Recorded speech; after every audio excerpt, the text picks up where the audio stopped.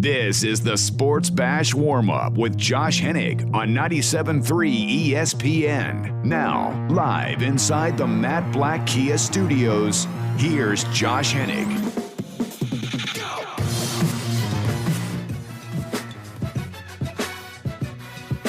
We will report on July 1st, and yes, we will codify the health and safety protocol, and I say this with the same caveat that I have said month after interminable month on this program, which is, this is all subject to falling apart because this is Major League Baseball and the Major League Baseball Players Association that we're dealing with here. But the number of players with whom I spoke tonight had the same refrain: it's time, this is the deal, let's get back and actually play.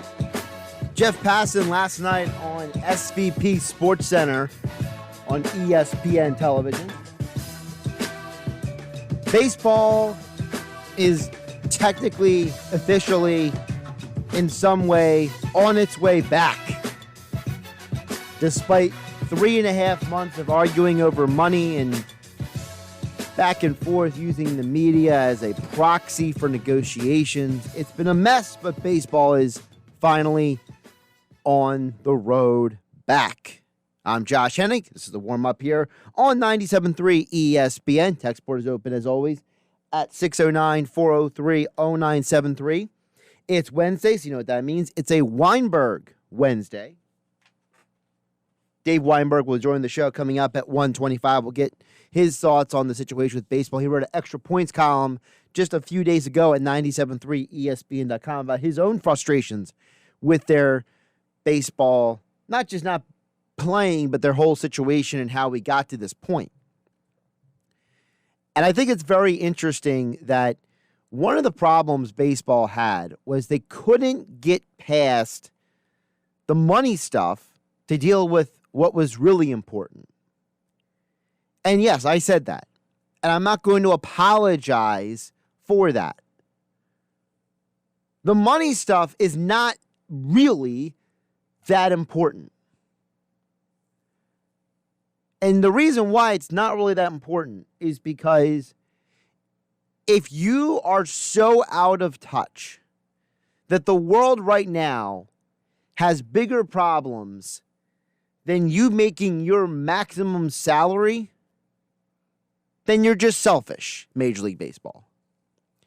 The whole world right now is struggling financially, socially, on all different levels. So I feel no remorse for people crying about, oh my goodness, I'm not going to make $7 million this year. I'm going to make the prorated number what that would be over 60 games. I'm sorry. I don't feel a lot of sympathy for you. The bigger issue is, how does baseball work through what is going on now with them having to shut down spring training facilities? All 32 facilities were shut down for what they're calling deep cleaning. And there's no actual word on if and when those spring training facilities will open. And we can't overlook the fact that a team like the Toronto Blue Jays, a team that's not even centered in the United States, was planning to move their operations to Florida to their spring training facility. And now that spring training facility is no longer up and running because everything had to be shut down. And as Jeff Passan said this morning on Get Up on ESPN, there is still this cloud with the COVID-19 pandemic hanging over baseball because realistically, they spent so much time dealing with the money issue. They didn't spend enough time dealing with, I don't know, the reason why sports were even shut down back in March. What happens next is anybody's best guess, because there's the whole coronavirus thing that's still floating around. And we saw in Philadelphia Phillies camp 7 players, 5 staff members testing positive. We saw within the last week 3 Colorado Rockies players who were in small group workouts testing positive. That is the cloud that is hanging over baseball right now. And there's no real definitive answer of what the solution is for any of this stuff, because as we discussed here on the warm-up yesterday on 97.3 ESPN, there are NBA reporters like Brian Windhorst and Adrian Wojnarowski of ESPN who both said, hey, the NBA is expecting there to be positive tests, and they think that if they get all the positive tests out of the way early, that everyone will be clear to go into the bubble and there won't be any problems.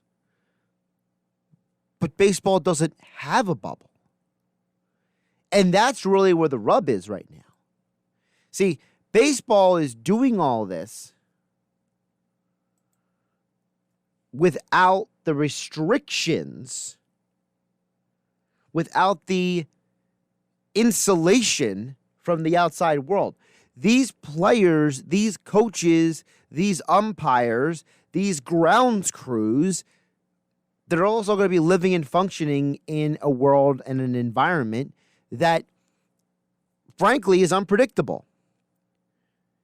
We just had the governors of New York and a couple other states just announce that if you are traveling to their state from other states that have rising COVID-19 cases, states like Florida, Texas, Arizona, Oklahoma, if you're coming from one of those states to these Northeast states that don't have the same COVID-19 escalating positive tests, what did the governor say? You could be quarantined.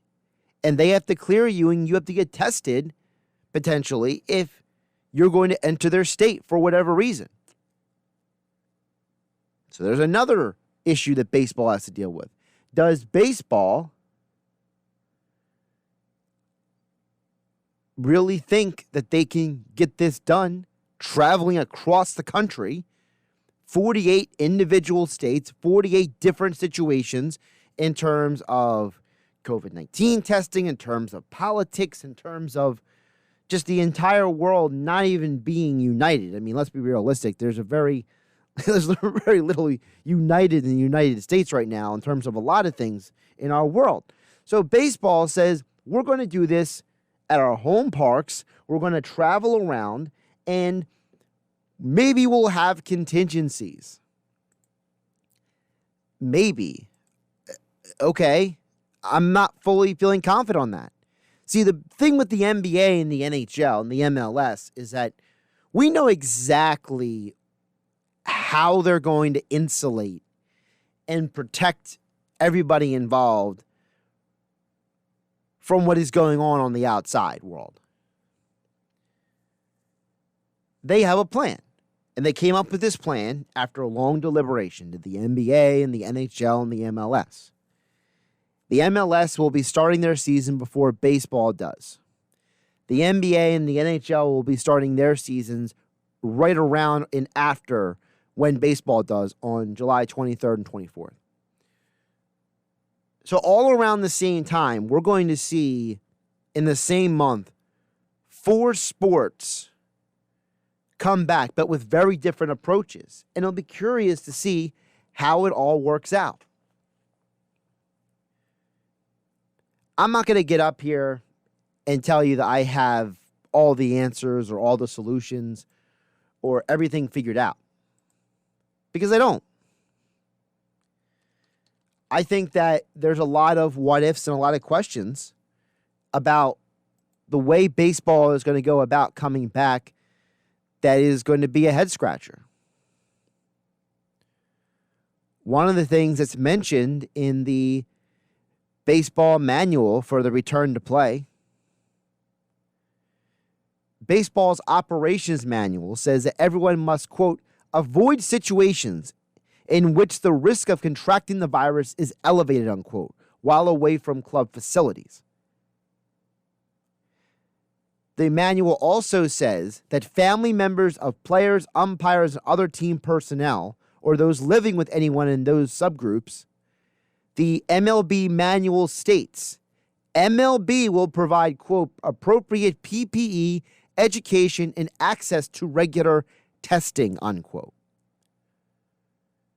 So now what you're saying is that the responsibility of all of this extends to people who are not employees of Major League Baseball, and that you're basically allotting them PPEs, protective masks and gloves, education, access to regular testing. So baseball is extending who they consider responsible for what is going to happen to people who are not even their employees. Do we really believe that every family member or cohabitant of these players, umpires, and team personnel are all 100% on board with these regulations? Like I said, from state to state, there are completely different situations, the way it's being handled, the way people are reacting to it. I mean, heck, I saw a video a few days ago of an elderly gentleman who was trying to go into Walmart without a mask on, and he's literally getting into a fight with the Walmart personnel and fighting his way into the store. And I know we're a sports station and we're supposed to talk about sports, but guess what? Sports live in the real world. And part of the real world is that everyone may not be on board with any of this. And as Jeff Passan said on Get Up on ESPN television, Major League Baseball itself is aware of this, and they even compared it to a Game of Thrones scenario of what has happened over the last few months and what baseball is facing when they come back. Somebody at Major League Baseball last week made a comparison to me, and I thought it was a really apt one. He said, we're sitting here and we're fighting about money. It's like in Game of Thrones when they're fighting over power. And he said, the COVID White Walkers are coming.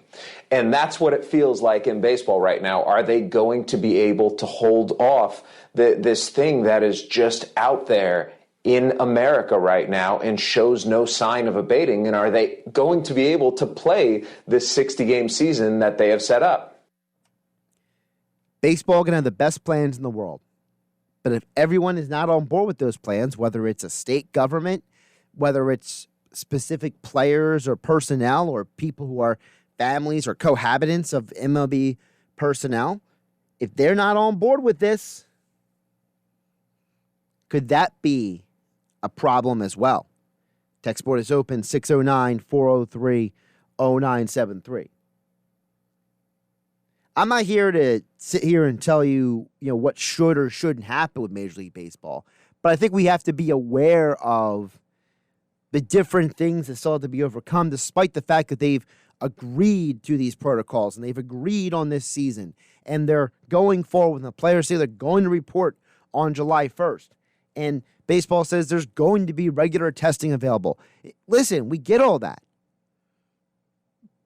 But in a 60-game season, in an environment where there's a lot of what ifs and questions about logistics and other things, there's no guarantee that this is all going to go off without any problems. Listen, I want to see sports back just as much as you do. Maybe even more. I am called the sports geek for a reason. That wasn't a nickname given to me, just on happenstance. I love sports.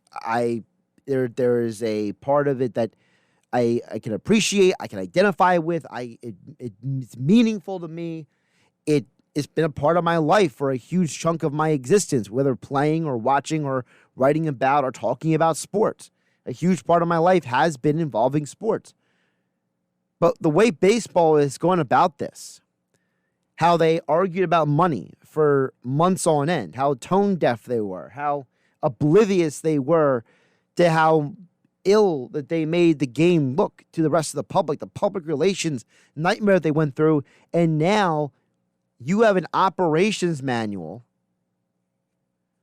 that is basically, the way you read it, telling players and their families to, quote, avoid situations in which the risk of contracting the virus is elevated, unquote.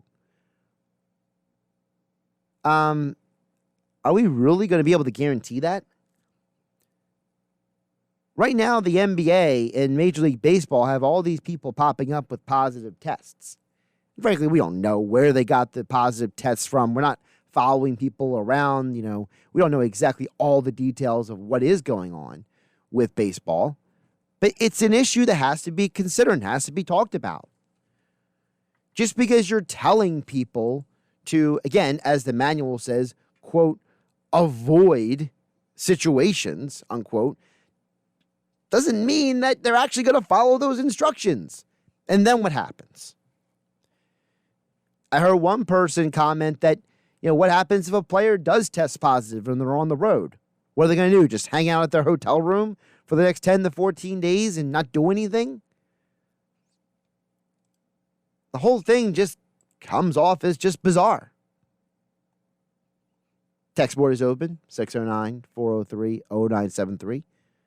And on top of all this, today on the Dan Le Batard Show right here on 97.3 ESPN, they had Tim Kirchin on, and, Le Batard does a lot of, tongue-in-cheek, not serious talk when it comes to sports and stuff like that. But they did ask Tim Kirchin about, initially off top of the interview, about baseball returning. And Tim Kirchin brought up a great point about the players and this return to play. This was Tim Kirchin again today on the Le Batard Show here on 97.3 ESPN. What interests me a little bit, I'm still not positive why the players didn't accept the proposal and then took the 60 games. I think, or implemented the 60 games. I think they're just trying to set it up to file a grievance, but from what I'm told, there's no guarantee they're going to win a grievance, and those grievances take, years sometimes to be heard. So I'm still a little confused why they just didn't agree. I think it would have helped the morale for everyone to say, hey, we agreed on something. Instead, it was a season that will now be imposed instead of agreed upon. That was Tim Kirchin again on the Le Batard Show today on 97.3 ESPN. And Tim brings up a great point. Why didn't they just agree to this in the first place? Wouldn't it have been better for everyone's morale and been better for everybody involved if you just would have gone ahead and agreed to the thing that now is being implemented? Again, the issues that baseball is dealing with, the fact that they were arguing about money is just so tone deaf. There are so many other issues that have to be considered and worked through and figured out and dealt with and logistically and everything. And yet you couldn't just agree upon the thing that we're already going to do anyway. Again, I'm not saying that anybody's plan is perfect, but when you compare what the MLS and the NBA and the NHL are doing compared to baseball and an operation manual that is basically telling people to avoid situations where you might be at risk, and then hoping that they actually do said avoiding of a situation, it just feels a little bit ridiculous, does it not? Doesn't it feel like that there's a part of you that's sitting there saying, am I really going to believe that these guys are actually going to do exactly what they're being told or what's being asked of them? How about the whole part of the rule about no spitting? For how many decades have we seen people chewing tobacco and chewing seeds and spitting them out, and people licking their fingers when they're pitching? Supposedly there's going to be a wet rag for pitchers to use instead of licking their fingers. This is what we're dealing with. We're dealing with things that we would have never have thought of as issues. In the past, I kept turning around and saying, well, you look at what other sports are doing, but I don't think you can do that anymore. I have to say that what I said previously needs to be thrown out the window when it comes to baseball. Because guess what? In the KBO, they don't have the situations to be dealing with outside the ballpark that we're dealing with. And you look at other leagues, whether it's individual sports like UFC and others, they're not dealing with this many people and this many variables. Part of the reason why Bundesliga could even return and La Liga and Premier and all these things is because guess what? The environment around the sport allocated for them to function the way they are. I don't think baseball really has genuinely thought all of this through. I get it. There's a huge manual and they've talked about it and the players have agreed to it and all that. But I think there's a lot more issues that are going to pop up even when they return. And I get it. Baseball and basketball and hockey, and they all going to return because of money. And we've talked about that multiple times here on 97.3 ESPN. But I'm just warning you, there's variables out there. From state to state, there are different variables. Different parts of the country, there are different variables. Players coming from different parts of the country. How about the fact that, for example, with the Philadelphia Phillies, how many players live in Pennsylvania versus New Jersey during the season? How many players are actually living in the city of the actual team that's being played versus having to commute? How does that commute factor into things? I think there's a lot of things that have to be worked through. And again, I'm not saying that baseball won't happen, but I'm saying let's be a little bit more aware of the fact that baseball spent 3+ months arguing over money in an environment where everyone is struggling. And yet the main reason why sports was shut down in the first place, they seem to be just giving check marks and a lot of yes, it's all going to be okay kind of verbiage. I'm sorry, but I think that when it comes to the NBA and the NHL and the MLS, they seem to be a little bit more, if not a lot more, aware of some of the predicaments we got going on here than baseball does.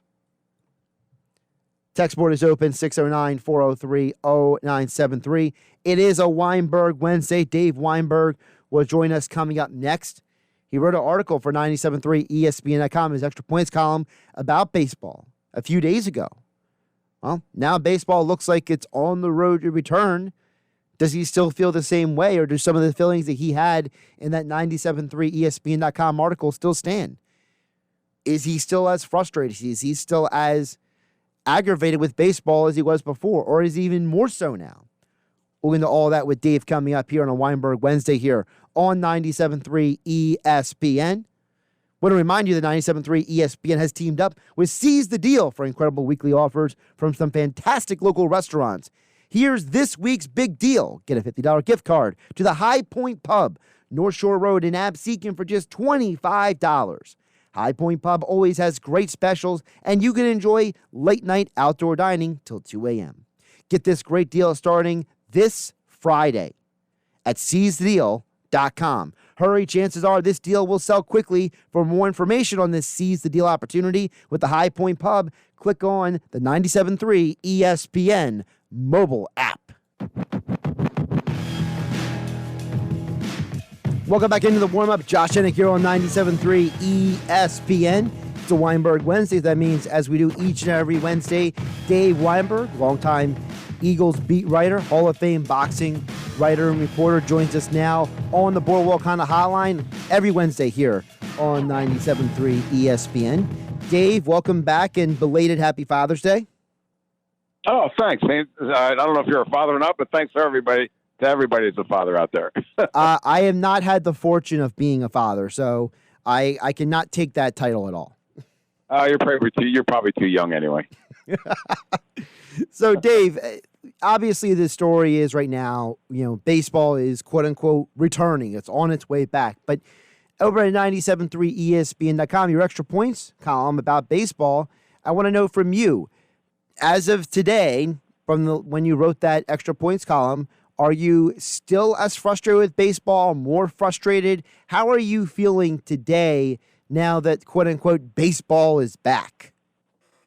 Well, I have guarded optimism that it's actually going to happen until they're actually out on the field playing. Then I'm going to withhold judgment, I guess. I mean, it's gotten to the point, like I wrote, that I'm as big a baseball fan as there is, and grew up on the sport and played it and coached it, and it's I was just about at the end of my rope as I wrote. I just so tired of both sides bickering, feuding, unwilling to give an inch.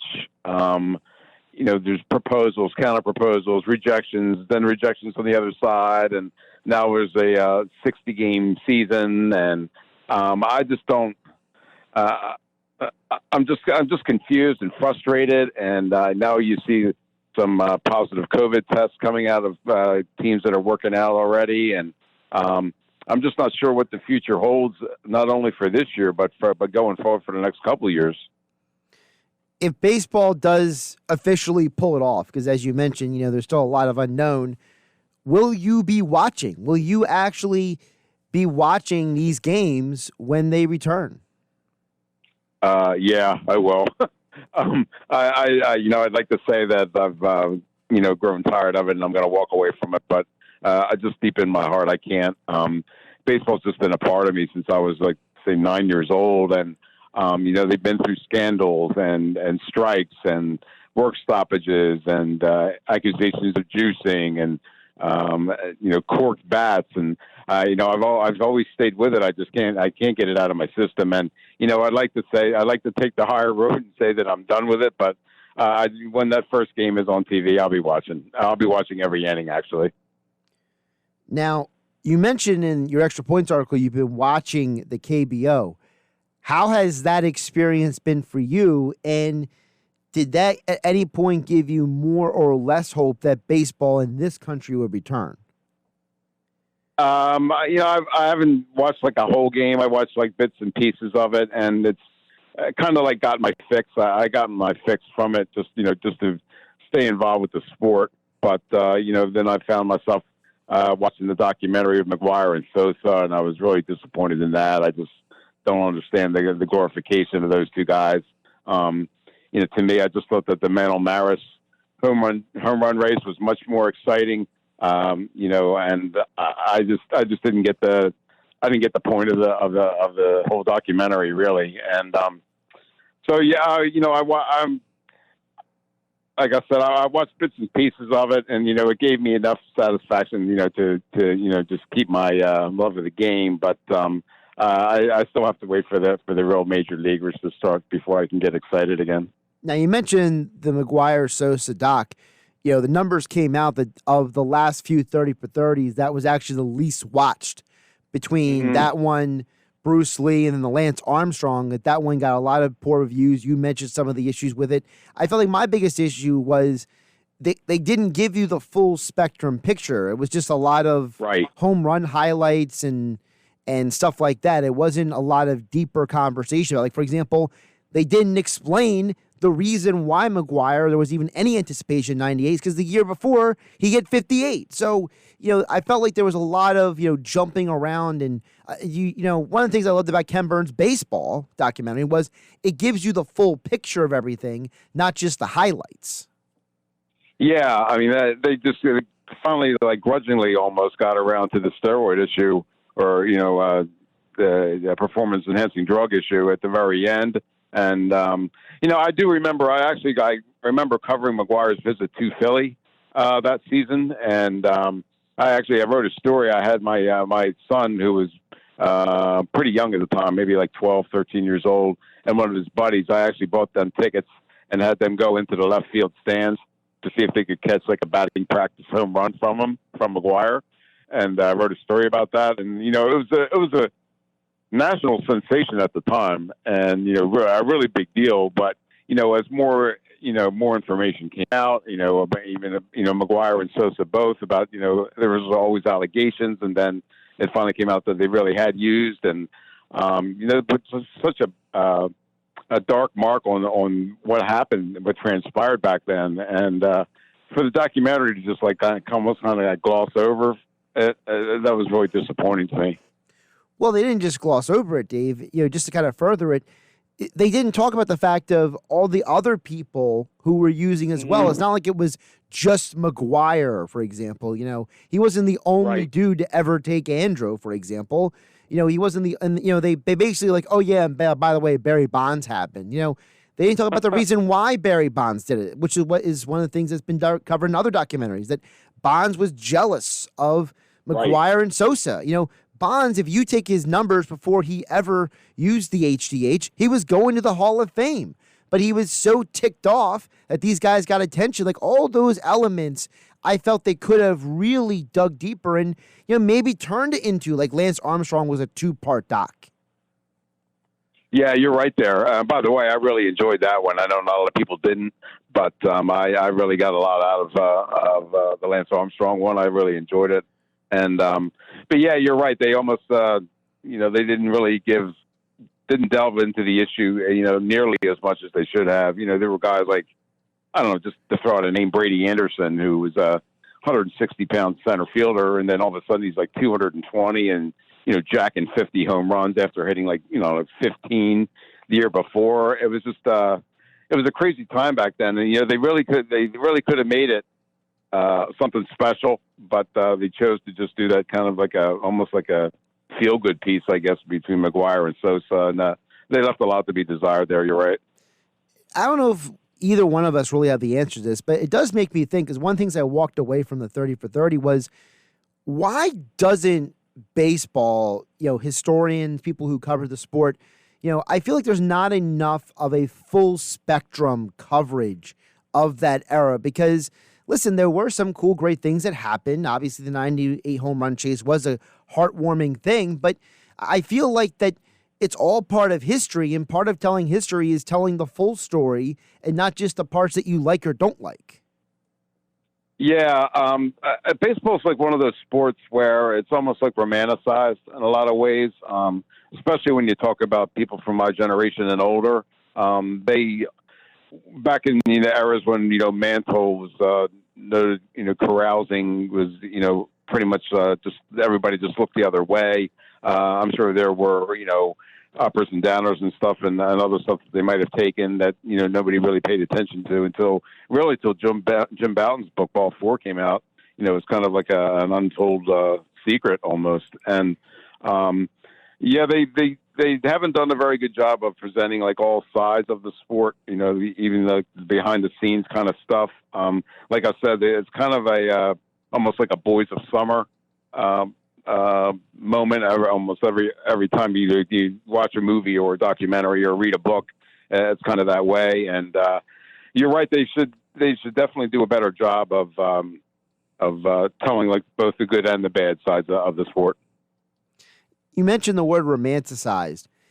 Why do you think baseball is more romanticized than the other sports? Because, I think most people would agree that football is the biggest sport in this country, and basketball has had a massive growth over the last couple of decades. But why is it baseball that gets to be the sport that's so romanticized? I think it's because of the generational thing. Like I mentioned, the average age of a baseball fan is probably, 55, whereas opposed to the NBA and the NHL and the NFL, certainly, where you have a younger fan base. And those guys, and I'm kind of guilty of it too. I remember the days of double headers and without a break in between, and bat days where you actually got a real bat when you sat in the stands, and there was no thought of swinging it at anybody or any of that kind of stuff. And it was just the fact that it was such a just a special game for guys and women of my age. We kind of like were raised on it. And you remember, you always, you had your favorite players. You collected baseball cards. You couldn't wait for their games to get on TV, although you didn't. It was kind of limited because you only got the Phillies, Mets, and Yankees back then, plus the NBC Game of the Week on Saturdays. But yeah, it was just a different time, a different era. And but I have a feeling though that once the older generation fades away, I'm not so sure that there's going to be a younger generation to pick up the slack, and that's where baseball is really going to they're going to be in really big trouble if that happens. Dave Weinberg joining us here on the Boardwalk Honda Hotline, as he does each and every Wednesday for a Weinberg Wednesday here on 97.3 ESPN. Make sure you're following him on Twitter at Dave Weinberg19.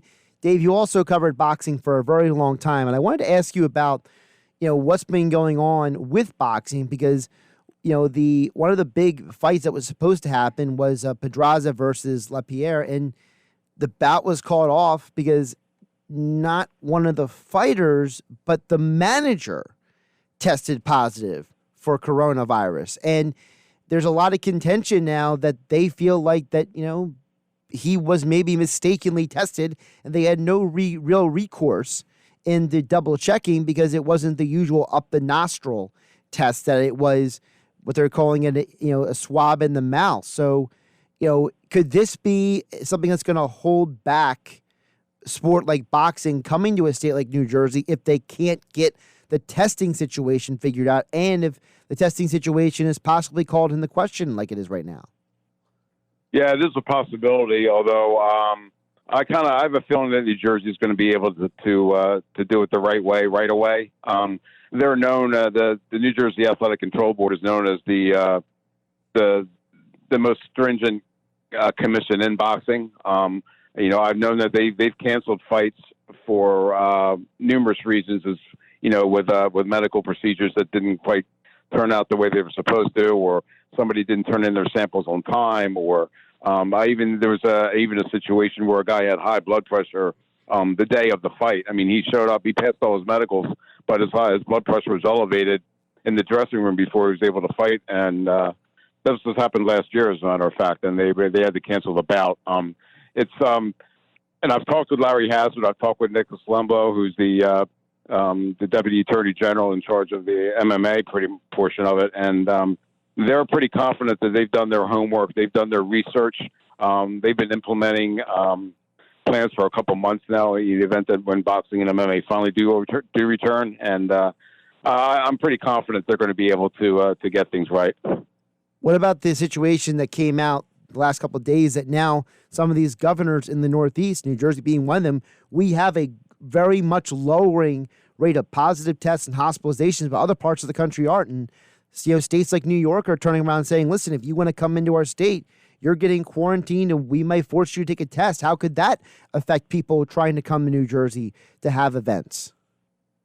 Yeah, it could. It could. I mean, you can't, I understand relaxing the restrictions, but you can't relax them to the point where you kind of ignore the safeguards that you have. And that is kind of like the concern, almost the fear among boxing promoters and boxing fans that, maybe the state's going to get to the point where they're going to have another spike in positive tests, and that's going to force the governor to scale back some of the relaxation of the rules that he's put in place now. So, but I'm hoping that people keep doing the right thing. They've done a pretty good job so far, I think, of social distancing and wearing masks in public forums, and hopefully there won't be that sudden surge of positive tests that would force the governor to make that decision. Because I know the Atlantic City desperately needs it.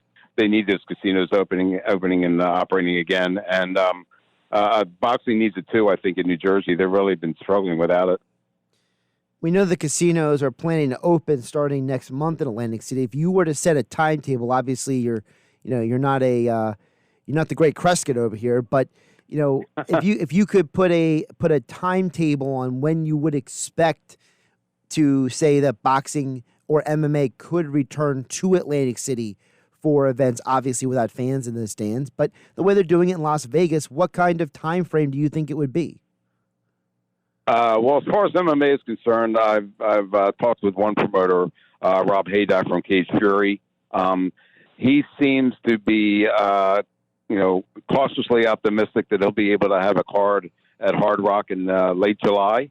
Obviously, like they have to get all those protocols put in place and run some practice workouts, I guess, and stuff to make sure everything's done correctly. And I know Hard Rock has gone above and beyond to make sure that the proper safeguards are going to be there if and when it does happen.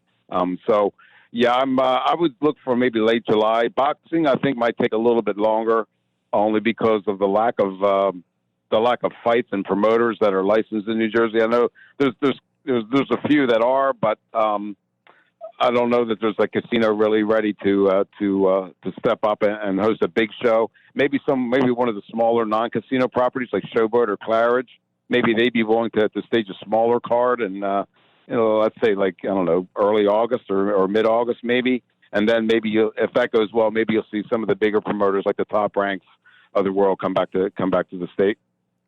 He is Dave Weinberg. Follow him on Twitter at Dave Weinberg19. Also, check out his extra points columns over at 973ESPN.com. And he joins us each and every Wednesday for a Weinberg Wednesday here on the Boardwalk Honda Hotline. Dave, thanks again for the time. Great stuff. Oh, thanks, Josh. I really appreciate it. Take care. You too. Josh Hennig here, the warm-up on 97.3 ESPN. Text board is open, 609-403-0973. Lead up to the Sports Bash. Mike Gill, Hunter Brody. They're going to be jam-packed with, I'm sure, a lot of baseball talk coming up, 2 to 6. Scott Lauber's going to be joining the guys at 3:35 p.m. Jason Fitz, ESPN radio host, joins the guys at 3 o'clock as well, so they know they got a lot going on the show today. And Keith Smith, Yahoo Sports NBA, joins the guys at 5:30 with the latest on the NBA as well here on 97.3 ESPN FM and the 97.3 ESPN mobile app.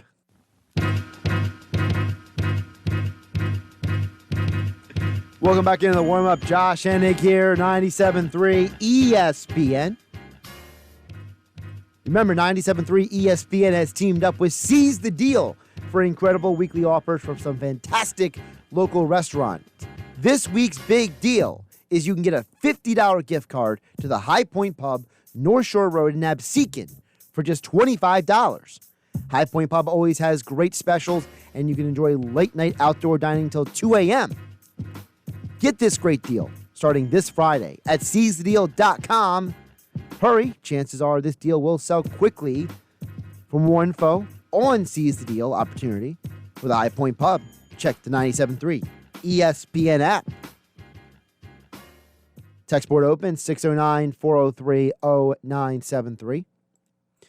Speaking of the 97.3 ESPN mobile app, there's an article right now at 97.3ESPN.com with the over-under win totals for all the Major League Baseball teams heading into the season. Now, remember, there's only 60 games. So this over-under situation is going to be really dicey if you really want to jump on that kind of gambling train. You know, whether you want to use the DraftKings Sportsbook app or PlaySugarHouse.com. Listen, if you really think the Phillies are going to win the over or the under, I say play at your own risk, because I'm looking at these over-unders and I'm just kind of like, all right, well, the Phillies are 31.5. What basically the odds makers are telling you is they're a team that's just above 500. 31.5 games on a 60-game schedule. So what we're basically saying is the Phillies they're barely good enough to be a winning team. That's basically what the odd makers are saying, compared to a team like the Dodgers and Yankees that are set at 38.5. Now, I'm not thoroughly convinced that any team is going to win 40 games in the 60-game schedule, mostly because of the fact that I think there's going to be a lot of stuff to work through if you get these full 60 games in. Like, for example, what if someone does test positive for COVID-19 and it's a road game? And what if it is the Dodgers at the Rockies and, just to pull out a name, Clayton Kershaw tests positive? Well, part of the protocol is that he's got to be quarantined. But is he being quarantined in the hotel in Colorado? And then they got to check him a couple times to make sure he's negative before he even goes back to LA for a game, possibly. So is he just missing his 2 starts, or does he miss 3 starts? So I'm having a little trouble believing that any team is going to win 40 games out of the 60. I think you're going to have a ton of teams that are all going to be bunched together with similar records, and it's going to be all these tiebreakers and all this craziness that's going to get teams to the postseason. Now, my suggestion would be, if you're going to throw any money on any of these over-unders, which you can check out the full list over at 97.3ESPN.com. Again, Phillies are 31.5. if you want to throw any money on these over-unders, my intermediate expertise is going to suggest, because I'm not a gambling expert, but I did stay at a Holiday Inn Express last night. I would tell you that just go with the value at this point, because I think this baseball 60-game season is going to be a sprint of insanity. We're going to see a lot of weird stuff. Like Tim Kirchin has mentioned about how if anybody hits over 400 for the season, that he's going to say that doesn't count as the latest 400 hitter. How much do you want to bet someone is going to hit 400 for this 60-game run? Or someone is going to have some sort of, single game or hitting streak or some sort of crazy stat that's going to be sitting there on the record books forever. And we're going to be like, remember that 2020 season that was only 60 games and DJ LeMahieu batted 500 for the year? We're all going to be like, don't count that. That's ridiculous. Or if it's a pitcher, for example, and let's say Aaron Nola goes out there and has the greatest season of his life, right? But he has an ERA under 1 for the entire season. Am I really going to act like that's the greatest pitching season of all time? No. But it's going to be on the record books that in 2020, he had an ERA of this. So I genuinely think we're going to see some craziness with this 60-game season. If they pull this off and this all works out and everything goes well, we're going to see some crazy stats. We're going to see some ridiculous moments, maybe some cool moments, but we're also going to see a bunch of teams that maybe could have made the postseason if there would have been more games not make it, because there's going to be a bunch of teams clumped together, all with about 33 wins. And everyone's going to be like, well, they would have gotten in if it was 75 games. I can already hear the pundits on TV arguing on Get Up and all the other shows on ESPN. I can already hear the voices in my head arguing about it right now. Well, if it was just an 80-game season, it's going to be fun. It's going to be interesting. But baseball is still ridiculous, in my opinion, the way they got to this point.